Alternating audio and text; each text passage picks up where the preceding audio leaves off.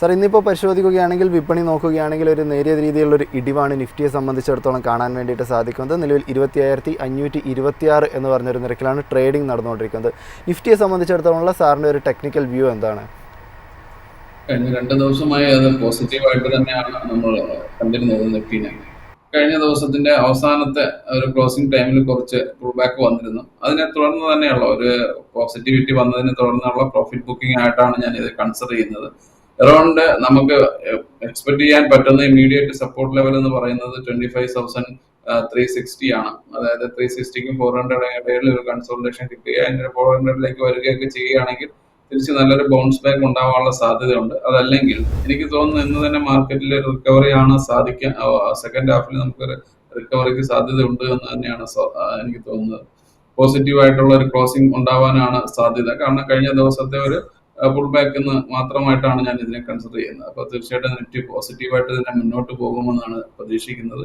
25,800 26,000ലേക്കൊക്കെ കൊണ്ടുപോകാനുള്ളൊരു strength ഇപ്പോഴത്തെ മൂവ്മെന്റിനുണ്ട്. അത് 1-2 ദിവസത്തെ ഈ പ്രോഫിറ്റ് ബുക്കിങ്ങിന് ശേഷം തീർച്ചയായിട്ടും വീണ്ടും റിക്കവറി മോഡിലേക്ക് വരും എന്ന് തന്നെയാണ് പ്രതീക്ഷ. നിഫ്റ്റി ബാങ്ക് പരിശോധിക്കുകയാണെങ്കിലും ഇന്ന് ഒരു ഇടിവാണുള്ളത്. നിഫ്റ്റി ബാങ്കിനെ സംബന്ധിച്ചിടത്തോളം നിലവിൽ ഇപ്പോൾ അനലൈസ് ചെയ്യുകയാണെങ്കിൽ ശ്രദ്ധിച്ചിരിക്കേണ്ട ഒരു ടെക്നിക്കൽ ലെവലുകൾ ഏതൊക്കെയായിരിക്കും? നിഫ്റ്റിയിൽ ഞാൻ ഇന്നലെ പറഞ്ഞു, വലിയ കറക്റ്റീവ് ആക്ഷൻസ് ഒന്നും തന്നെ ഇമ്മീഡിയറ്റ് വന്നിട്ടില്ല. കഴിഞ്ഞ കുറച്ച് ദിവസങ്ങളായിട്ട് അതൊരു കൺസോളിഡേറ്റഡ് മൂവിലാണ് പോയിക്കൊണ്ടിരിക്കുന്നത്. അപ്പൊ എനിക്ക് സ്ട്രോങ് ആയിട്ടുള്ള ഒരു 57,000ലേക്ക് സ്ട്രോങ് ആയിട്ടുള്ള ഒരു റെസിസ്റ്റൻസ് ആൻഡ് സപ്പോർട്ട് ലെവൽ തന്നെയാണ് ഉള്ളത്. ഈ ഒരു സപ്പോർട്ട് ലെവലിൽ നിന്നുകൊണ്ട് തീർച്ചയായിട്ടും നമുക്ക് ഒരു പുൾ ബാക്ക് വരികയാണെങ്കിൽ, ഒരു മൂവ്മെന്റ് സ്റ്റാർട്ട് ചെയ്യുകയാണെങ്കിൽ ഒരു 60,000ലേക്ക് ഹെഡ് ചെയ്യാനുള്ള സാധ്യതയുണ്ട്. ഇമ്മീഡിയറ്റ്ലി എനിക്ക് തോന്നുന്നത് 58,200 ലെവലിലെ ഒരു റെസിസ്റ്റൻസ് അത് ഇമ്മീഡിയറ്റ് വരാനുള്ള സാധ്യതയുണ്ട്. അവിടെ നിന്ന് ഒരു മൂവ്മെന്റ്സ് വരികയാണെങ്കിൽ ഒരു നോൺ സ്റ്റോപ്പ് റാലി പോലെ 60,000ലേക്ക് കൊണ്ടുപോകാനുള്ള സാധ്യതയാണ് ഇപ്പോൾ കാണുന്നത്. പാർട്ടിസിപ്പേഷൻസ് എല്ലാം തന്നെ ഇപ്പോൾ കഴിഞ്ഞ ദിവസങ്ങളിലൊക്കെ കുറവാണ്. അപ്പൊ അതുകൊണ്ടായിരിക്കും ഒരു കൺസോളിഡേറ്റഡ് മൂവിൽ ഇപ്പം സൈഡ് ബൈ സൈഡ് മൂവ് ചെയ്യുന്നത്.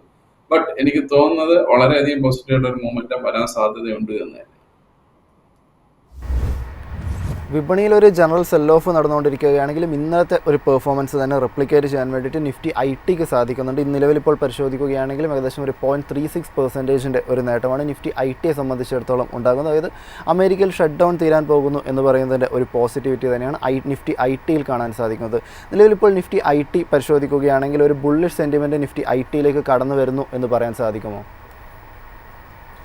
തീർച്ചയായിട്ടും നമുക്കൊരു ട്രെൻഡ് റിവേഴ്സലിന്റെ ചെറിയ സൂചനകളൊക്കെ ഉണ്ട്. കാരണം കഴിഞ്ഞ ഒരു 2 മാസമായിട്ടുള്ള ഒരു കൺസോളിഡേഷൻ ആണ്. 33,000 35,800 അല്ലെങ്കിൽ 36,000ലേക്ക് ഒരു കൺസോളിഡേഷൻ, 3,000 പോയിന്റിന് ഇടയിലുള്ള ഒരു കൺസോളിഡേഷൻ കഴിഞ്ഞ 2 മാസമായിട്ട് അതിൽ നടക്കുന്നുണ്ട്. ആ ഇൻഡെക്സിൽ എന്തെങ്കിലും ഒരു ബ്രേക്ക്ഔട്ട് വരികയാണെങ്കിൽ, അതായത് 36,000 എബോവ് വരികയാണെങ്കിൽ നമുക്ക് തീർച്ചയായിട്ടും 42,000ലേക്ക് കൊണ്ടുപോകാനുള്ള സാധ്യതയുണ്ട്. അപ്പോൾ ഒരു കൺസോളിഡേറ്റഡ് മൂവ് നടക്കുന്നത് കൊണ്ട് തന്നെ ട്രെൻഡ് റിവേഴ്സലിന് സാധ്യതയുണ്ട്. പോസിറ്റിവിറ്റിയിലേക്ക് വരാനുള്ള സാധ്യത നമുക്ക് തള്ളിക്കളയാൻ കഴിയില്ല.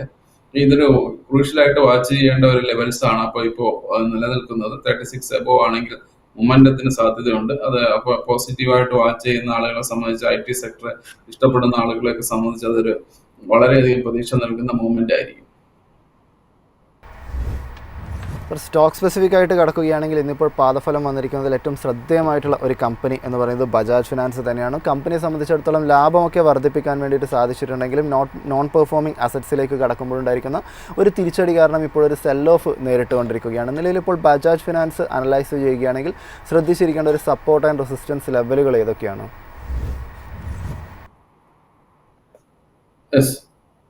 തീർച്ചയായിട്ടും ഇത് റിസൾട്ട് വന്നത് കൊണ്ടുള്ള ഒരു ഓവർ ആക്ടിങ് അല്ല, ഇതാണ് തന്നെയാണ് നമ്മളിപ്പോ കാണാൻ വേണ്ടി കഴിയുന്നത്. കാരണം വളരെയധികം ക്രൂഷ്യലായിട്ടുള്ള വളരെ പോസിറ്റീവായിട്ടുള്ള മൊമെന്റം ആയിരുന്നു. നോൺ സ്റ്റോപ്പ് റാലി പോലെ ആയിരുന്ന ഒരു റാലി ഉണ്ടായിരുന്നതാണ് കഴിഞ്ഞ വർഷത്തിലെ അല്ലെങ്കിൽ ഈ വർഷത്തിന്റെ തുടക്കം മുതൽ തന്നെ ഒരു നല്ലൊരു റാലി നമുക്ക് കിട്ടിയിട്ടുള്ളതാണ്. അപ്പോൾ അതിന്റെ ഒരു ട്രെൻഡ് റിവേഴ്സൽ എന്ന് ഇപ്പൊ പറയാറായിട്ടില്ല എങ്കിൽ പോലും ഒരു പ്രോഫിറ്റ് ബുക്കിംഗ് വരുമ്പോൾ അത് നമ്മൾ വളരെ ക്രൂഷ്യലായിട്ട് തന്നെ വാച്ച് ചെയ്യുക.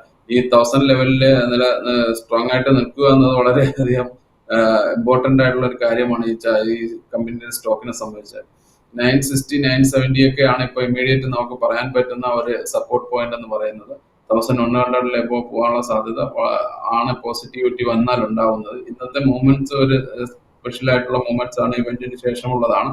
അത് കൺസോളിഡേറ്റ് ചെയ്യുന്നുണ്ടോ ഇല്ലയോ എന്നുള്ളത് നമ്മൾ വളരെ ക്രൂഷ്യലായിട്ട് വാച്ച് ചെയ്യുക. അപ്പൊ അതാ ഞാൻ പറഞ്ഞത്, ഒരു 960ക്കും 1000 ഇടയിൽ ഇത് കൺസോൾഡേറ്റ് ചെയ്യുന്നുണ്ട് എങ്കിൽ നമുക്ക് വീണ്ടും അതിന്റെ പോസിറ്റീവ് മൂവ്മെന്റ് ദൃശ്യമാകും, അല്ലെങ്കിൽ അത് ട്രെൻഡ് റിവേഴ്സിലേക്ക്. അപ്പൊ ഇപ്പോൾ അത് പറയാറായിട്ടില്ല. അപ്പൊ ഈ ലെവലിൽ അത് ക്രൂഷ്യലായിട്ട് വാച്ച് ചെയ്യുക. കാരണം വോളിയത്തിൽ വളരെ ഇമ്പ്രൂവ്മെന്റ്സോ കാര്യങ്ങളോ ഒന്നും വന്നിട്ടില്ല, അതൊന്ന് സ്റ്റേബിൾ ആയിട്ട് നിൽക്കുന്നതെന്നാണ്. അപ്പൊ ഇതിന് ശേഷമുള്ള അടുത്ത ദിവസങ്ങളിലേക്ക് പോയിന്റ്സ് അല്ലെങ്കിൽ മൂവ്മെന്റ്സ് വളരെയധികം ഇമ്പോർട്ടന്റ് ആണ്. വോഡാഫോൺ ഐഡിയ പരിശോധിക്കുകയാണെങ്കിൽ കമ്പനിയെ സംബന്ധിച്ചിടത്തോളം ഒരു ബെറ്റർ പെർഫോമൻസ് തന്നെയായിരുന്നു. കമ്പനി ഇപ്പോഴും നഷ്ടത്തിലാണെങ്കിലും നഷ്ടം ഏകദേശം ഒരു 30% കുറച്ച് കൊണ്ടുവരാൻ സാധിച്ചിട്ടുണ്ട്. കൂടാതെ റവന്യൂ പരിശോധിക്കുകയാണെങ്കിലും എബിഡ പരിശോധിക്കുകയാണെങ്കിലും മാർജിൻ ഒക്കെ പരിശോധിക്കുകയാണെങ്കിലും ഒരു നേട്ടം രേഖപ്പെടുത്താനും വോഡാഫോൺ ഐഡിയക്ക് സാധിച്ചിട്ടുണ്ട്. നിലവിൽ ഇപ്പോൾ വോഡാഫോൺ ഐഡിയയിൽ ശ്രദ്ധിച്ചിരിക്കേണ്ട പ്രധാനപ്പെട്ടുള്ള ലെവലുകൾ ഏതൊക്കെയാണ്? കഴിഞ്ഞ ഒരു 2-3 മാസമായിട്ട് ഒരു ട്രെൻഡ് റിവേഴ്സൽ സാധ്യത കാണിക്കുന്ന ഒരു ചാർട്ട് പാറ്റേൺ ആണ് ഇപ്പോൾ ഐഡിയയിൽ കാണുന്നത്. വളരെയധികം പെയിൻഫുൾ ആയിട്ടുള്ള, കഴിഞ്ഞ വർഷങ്ങളിലൊക്കെ ഉണ്ടായിട്ടുള്ള പെയിൻഫുൾ ആയിട്ടുള്ള മൂവ്മെന്റ്, ഡൗൺ സൈഡ് മൂവ്മെന്റിനൊക്കെ ശേഷം കൺസോൾട്ടേഷൻ ഒക്കെ നമ്മൾ കണ്ടു കഴിഞ്ഞു. ഒരു 7 to 9 ലെവലിൽ ഒരു കൺസോൾട്ടേഷൻ കണ്ടു. അതിനുശേഷം 9 എന്ന ഒരു ബ്രേക്ക്ഔട്ട് വന്നതാണ് നമ്മളിപ്പോൾ കാണുന്ന ഒരു മൂവ്മെന്റ്സ്. ഈ ഒരു മൂവ്മെന്റ്സിൽ നിന്ന് എനിക്ക് തോന്നുന്നത് 13-14 എന്നുള്ള ലെവലിലേക്ക് 14 വരെയൊക്കെ പോകാനുള്ള ഒരു സ്ട്രെങ്ത് ഇപ്പോൾ കാണുന്നുണ്ട്. കാരണം വോളിയത്തിൽ വളരെയധികം ഹ്യൂജ് ഇംപ്രൂവ്മെന്റ്സ് ആണ് ഇപ്പോൾ വന്നിരിക്കുന്നത്. ഈ ചാർട്ട് പാറ്റേണിനെ സംബന്ധിച്ച് നോക്കുകയാണെങ്കിൽ വളരെ പോസിറ്റീവ്, ഒരു ട്രെൻഡ് റിവേഴ്സൽ, വളരെയധികം പോസിറ്റീവ് ആയിട്ടുള്ള ഒരു റിവേഴ്സൽ, അറൗണ്ട് ബോട്ടം എന്ന് പറയുന്ന ഒരു റിവേഴ്സൽ പാറ്റേൺ ആണ് വന്നിരിക്കുന്നത്. അപ്പൊ നമ്മൾ അത് നോക്കിയിട്ട് കുറച്ച് പോസിറ്റിവിറ്റി കാണുന്നുണ്ട് ചാർട്ടിൽ. അപ്പൊ അത് കണ്ടിന്യൂ ചെയ്യുമെന്ന് തന്നെയാണ്. 14 വരെ പോകാനുള്ള സാധ്യത ഉണ്ട്. ഇമീഡിയറ്റ്ലി നമുക്ക് പറയുവാണെങ്കിൽ 8.7 ആണ് ഇമീഡിയറ്റ് ആയിട്ടുള്ള സപ്പോർട്ട് ലെവൽ.